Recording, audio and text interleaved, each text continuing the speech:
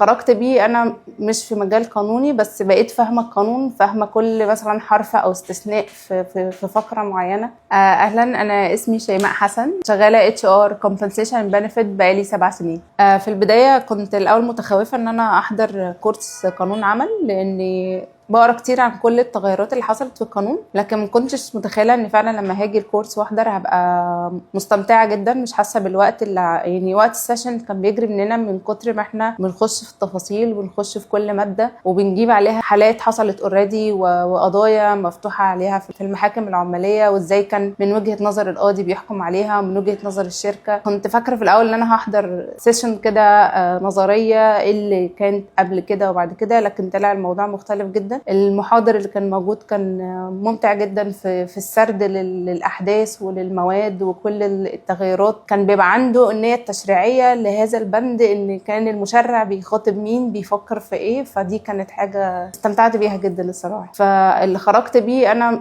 مش في مجال قانوني، بس بقيت فاهمة القانون، فاهمة كل مثلا حرف او استثناء في فقرة معينة. لو عايزة اقرا حتة معينة من القانون هبقى فاهمة دي كان قصده فيها ايه. يعني كان تجربة جديدة مختلفة واضافت لي كتير. يعني ضمن الحاجات اللي كنت استفدت بيها اكتر بحاجه براكتيكال، يعني هتبقى موجوده في شغلي، الجزاءات ولائحه التشغيل وحاجات ستاندرد موجوده، ولكن دي طلعت حاجه كل شركه بتطبقها طبقا للبوليسي بتاعتها. علشان انا اطبقها لازم بالقانون ابقى ذاكراها عندي، واي اكشن انا هاخده مع الموظف في اي حاجه هعملها معاه، من ترقيه، من حافز هديهوله، من جزاء هديهوله، لازم ابقى اوريدي مسجلاه عندي وذاكراه في لوائح تشغيل. فدي حاجه من الحاجات اللي خلتني ابقى عندي فول بيكتشر عن كل البروسيس. لو انا هطبق حاجه يبقى اوريدي عندي ريفرنس ليها. فده كان من الحاجات اللي ادتني خلفيه اكتر، ليها بصمه كده، ان انا ابقى عارفه لازم دي تبقى مذكوره عشان اطبق ده. وده كان الحاجات اللي كان فيها جابس عندي انا شخصيا، ابقى فاهمه التطبيق بتاعها هيتم ازاي.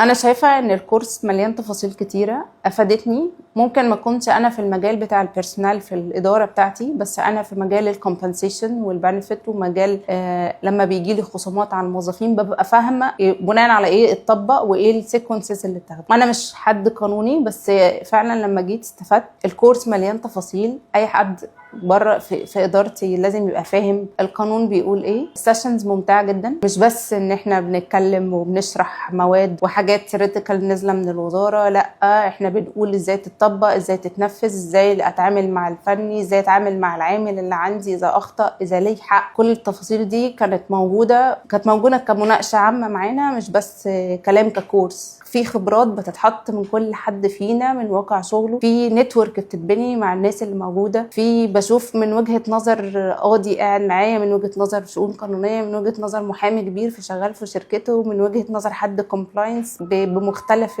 المجالات في المواقع الشركات. يعني ده كان بصمه فعلا من الكورسات اللي عملت لي بصمه في الاكسبيرينس بتاعتي.